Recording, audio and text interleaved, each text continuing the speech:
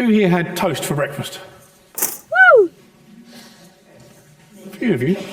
Not many. Some. Well, a few of you realised you did. After a bit of thinking, you thought, oh yeah, I had toast. It took you a while, but you remembered. Do you ever, when you're having your toast, your breakfast, do you ever think about where the bread comes from? Does it ever cross your mind, or you just chuck the bread in the toaster and off you go? Do you ever think about where the bread comes from? Well, I have a roll for my breakfast, Martin. You have a roll, okay. Fair enough. Do you ever think about where it comes from? Well, I think people make it. Fair enough, fair enough. In a bread maker. In a bread maker, okay, right. I want to tell you about an American minister, a chap who decided to carry out an experiment one year. He took a matchbox, which I'm guessing was probably smaller than this, but I've got this one out of the drawer there just as an illustration. But he took a matchbox and he filled the matchbox with wheat seeds. Don't know, as I say, exactly how big his matchbox was. Maybe you'll be able to work it out. You'll be able to think about how big the wheat seeds were. But he was able to fit 360 wheat seeds into his matchbox. I reckon it was probably a smaller matchbox than this. But he got 360 wheat seeds in his matchbox. And then after he'd filled his matchbox with wheat seeds, he took them out again and he planted those wheat seeds in the ground. And he watered them and tended them, and the crop grew. And eventually he harvested that crop that the 360 seeds had grown into. He set the seeds from that crop aside and stored them. And he sowed them again the following year. And he did this for 6 years. Sowed the seed, grew the crop, harvested the crop, stored the seeds again and again. After 6 years, those 360 seeds, that matchbox full, had grown into a crop that covered 2,666 acres. Now, if you're like me and you've got no idea how big that is, then consider this. 1 acre is approximately, give or take, but approximately the size of a football pitch. So this crop had grown into something that covered more than 2,500 football pitches. Not only that, but the harvest then gathered in yielded 66,560 bushels. Again, if you can't work out what that means, if you're like me, 1 bushel of wheat equals approximately 60 pounds in weight. So the total harvest of that was nearly 4 million pounds of wheat. That's over 1,700 tonnes. That's enough wheat to make over 2.25 million loaves of bread. 1 matchbox. Smaller than that. Packed with seeds. Over 6 years. Could produce more than 2 million loaves of bread. Shows how things multiply with care. It shows how we can, if we put our minds to it and our time to it and are willing to, we can produce, we can look after things, we can provide.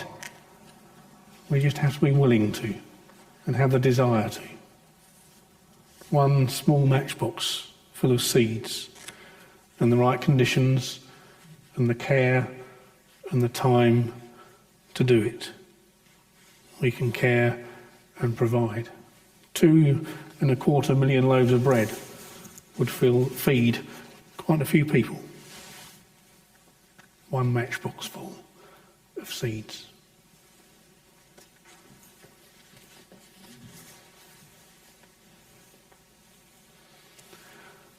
We're going to listen to our Bible readings now. They come from the book of Ruth and from the letter of James.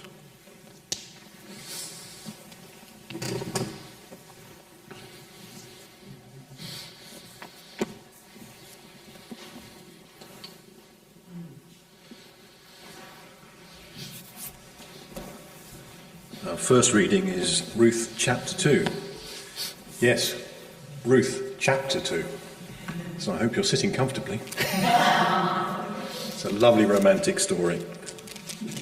Now Naomi had a relative on her husband's side from the clan of Elimelech, a man of standing whose name was Boaz.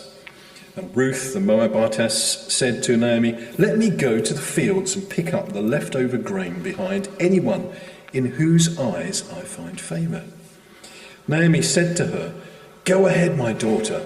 So she went out and began to glean in the fields behind the harvesters. As it turned out, she found herself working in a field belonging to Boaz, who was from the clan of Elimelech. Just then, Boaz arrived from Bethlehem and greeted the harvesters. "The Lord be with you."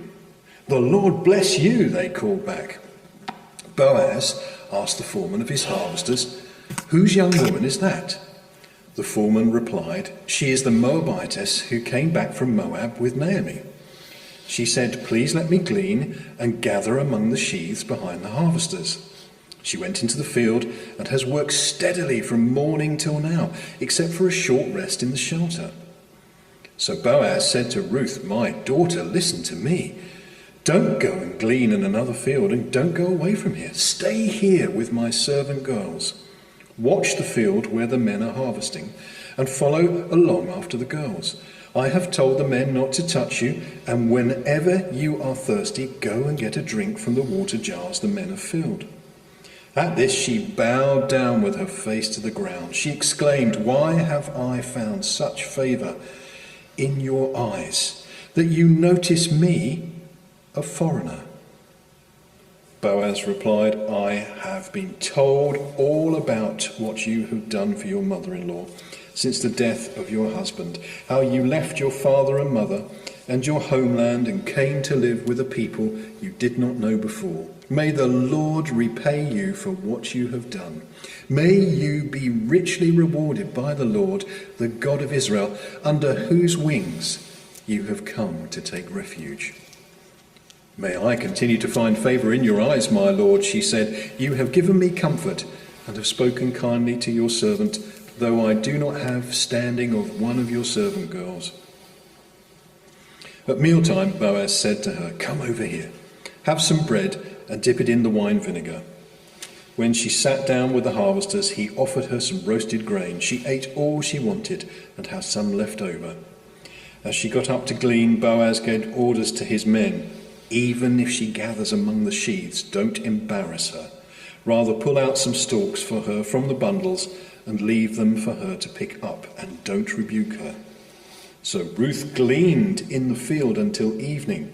Then she threshed the barley she had gathered, and it amounted to about an ephah. She carried it back to town, and her mother-in-law saw how much she had gathered. Ruth also brought out and gave her what she had left over after she had eaten enough. Her mother-in-law asked her, "Where did you glean today? Where did you work?" "Blessed be the man who took notice of you." Then Ruth told her mother-in-law about the one at whose place she'd been working. "The name of the man I worked with today is Boaz," she said. "The Lord bless him," Naomi said to her daughter-in-law. "He has not stopped showing his kindness to the living and the dead." She added, "That man is our close relative. He is one of our kinsman redeemers." Then Ruth the Moabitess said, "He even said to me, 'Stay with my workers until they finish harvesting all my grain.'" Naomi said to Ruth, her daughter-in-law, "It will be good for you, my daughter, to go with his girls, because in someone else's field you might be harmed." So Ruth stayed close to the servant girls of Boaz and to glean until the barley and wheat harvests were finished, and she lived with her mother-in-law. This is the word of God.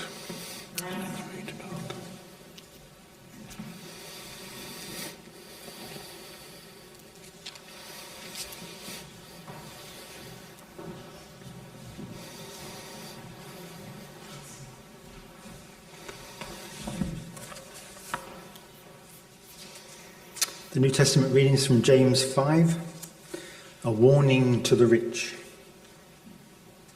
"And now, you rich people, listen to me. Weep and wail over the miseries that are coming upon you. Your riches have rotted away, and your clothes have been eaten by moths. Your gold and silver are covered with rust, and this rust will be a witness against you and will eat up your flesh like fire. You have piled up riches in these last days. You have not paid any wages to the men who work in your fields. Listen to their complaints.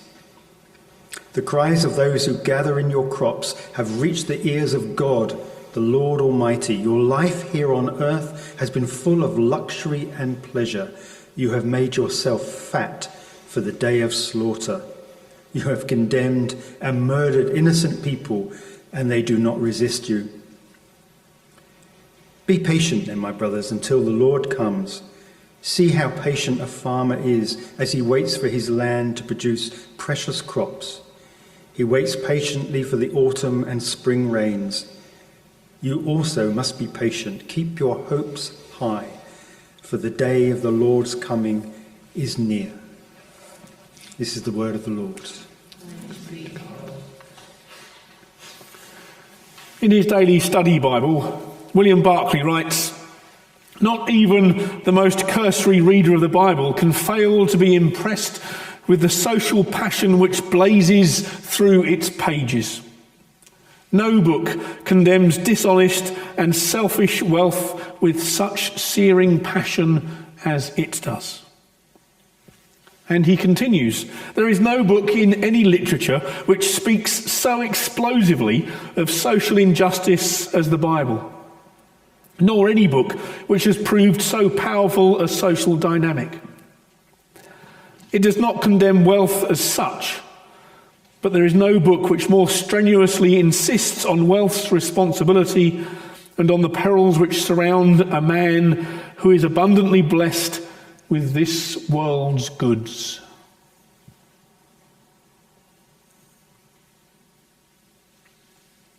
And here we find ourselves celebrating the harvest. And not simply coming together and giving thanks to God for his continued blessing, but also significantly and consciously shining light upon the reality of inequality, not just in the world, but in our own community, by collecting for the local food bank. Now, I don't know about you, but I find it both shocking and distressing that while we live in a society that prides itself in all its achievements and all its advancements, we can still find people who live in a state of relative poverty. Yes, of course, it's true that there are people in our world who live in absolute poverty. But nevertheless, we should not seek to care for one at the exclusion of the other.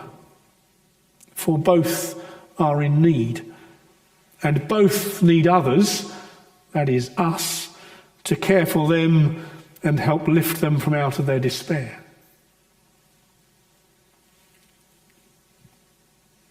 We should never seek to care for one at the exclusion of the other, though. Sometimes our politicians try to make the division between the two, and so we cut our budget for overseas aid because we try to pretend we're focusing on caring for those in our own country. But we should be caring for all, not seeking to care for one at the exclusion of another. Now, you may be sitting there thinking that none of this has any relevance to what we come to church for. You might think, and you would not be alone, that this is something that should be discussed by politicians and that politics is not for the church. And of course you would be perfectly entitled to your opinion. But I have to say I think that you're wrong if you think that.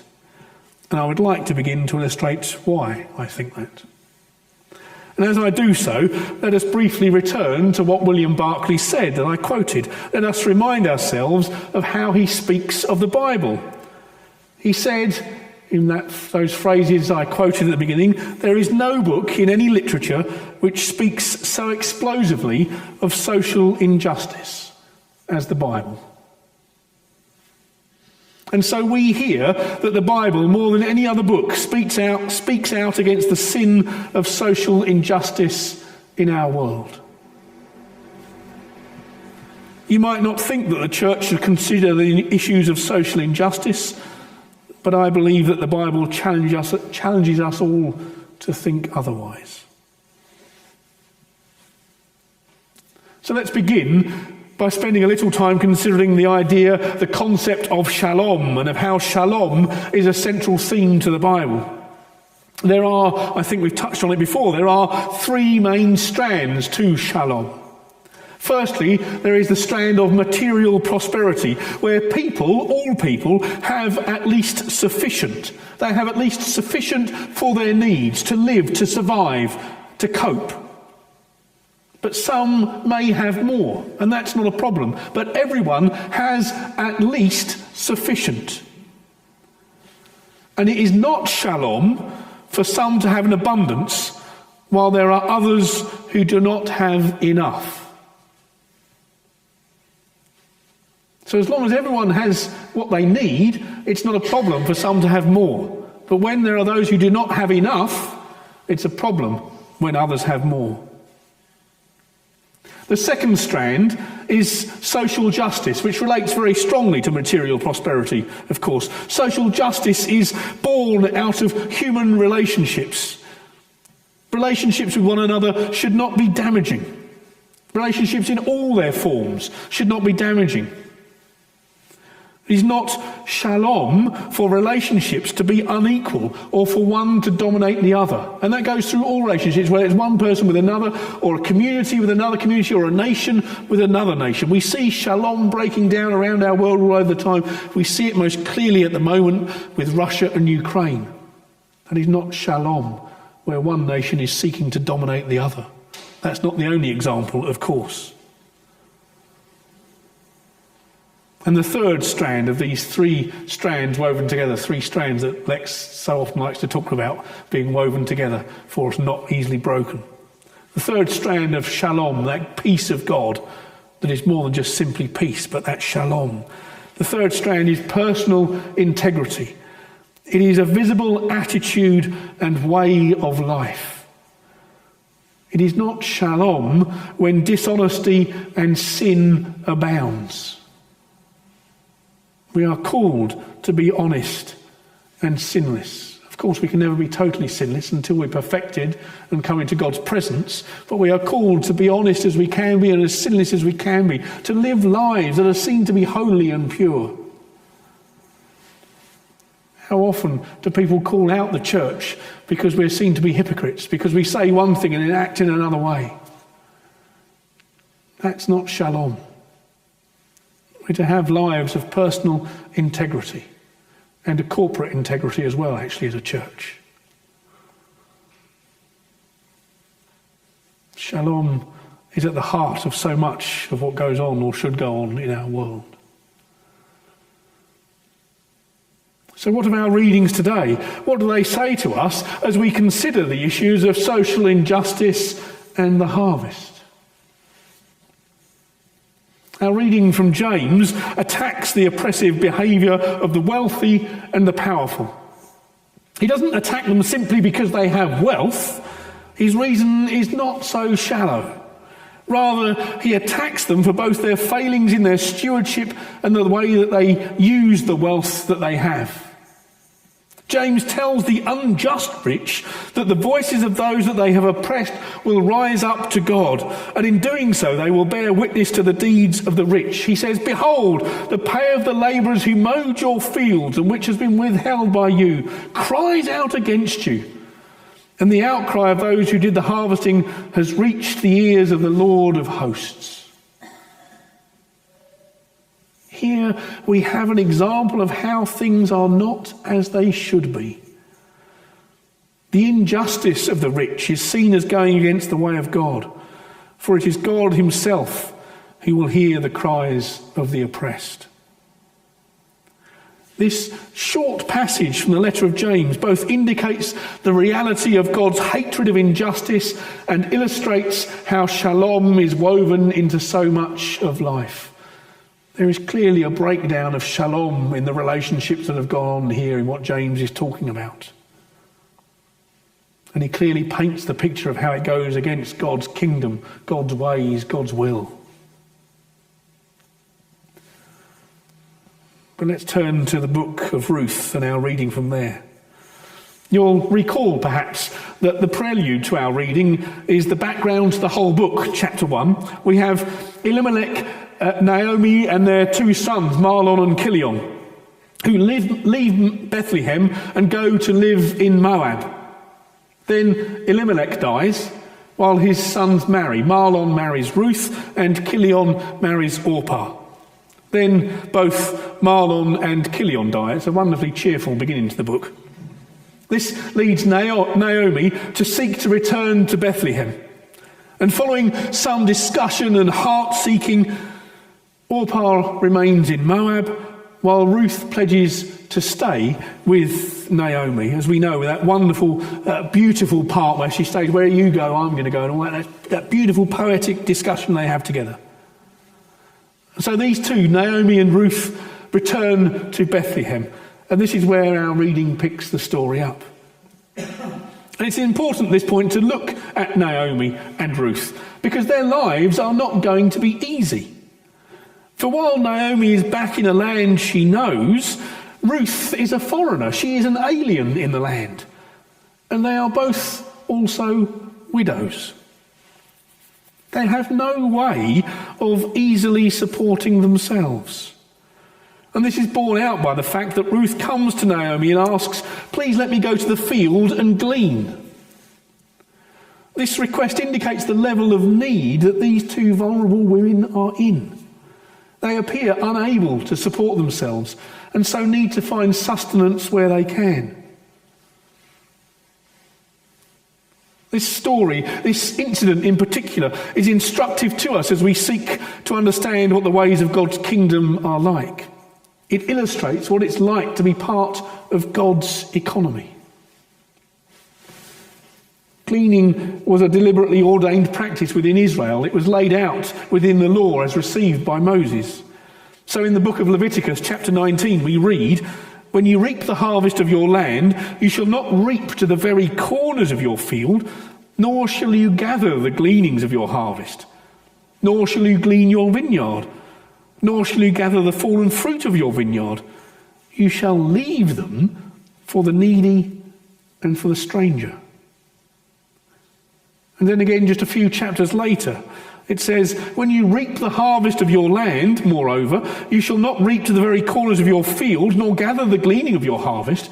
You are to leave them for the needy and for the alien." Similar instruction is given again in the book of Deuteronomy, except in that time they are instructed to leave crops or produce for the alien, the orphan, and the widow. We find, therefore, in this simple instruction not to harvest every last morsel of a crop, that there is a way of God's kingdom that points us away from the idea of greatest profit possible to an ideal of caring for those that are needy and vulnerable. This is a concept, really, that Western society has moved away from. No longer are we comfortable with people effectively scavenging for what they need, but neither would a farmer or a businessman be happy to allow crops, produce, assets apparently go to waste just so that someone else might come along and pick them up. And on top of that, we even bring in laws that prevent companies from giving people produce that has passed an arbitrary date, just in case it might be unhealthy for them. Never mind the fact that it is unhealthy for them to starve or be malnourished in the first place. That is sometimes changing in some places, but we still struggle with that. Yes, we have systems put in place to try and help those in need. We give thanks for the food banks in our country and for the way that they are assisting those in need. And it's good that we are willing to help those in need in our community. That is good. But at the same time, we must surely challenge the way that society is organised. For it seems to be organised in a way that induces need. Rather than seeing people lifted out of their distress, all too often we simply see more people slip into greater distress. And you see, this is not the way of God's kingdom. This is not the way of God's economy. God has shown us time and time again, all through the Bible, all throughout history, that he is on the side of the oppressed, he's on the side of the downtrodden, he's on the side of the poor, he's on the side of the hungry, he's on the side of the lost. And he calls us to respond to his prompting. He calls us to live out the ways of his kingdom. He calls us to care for the needy and the stranger.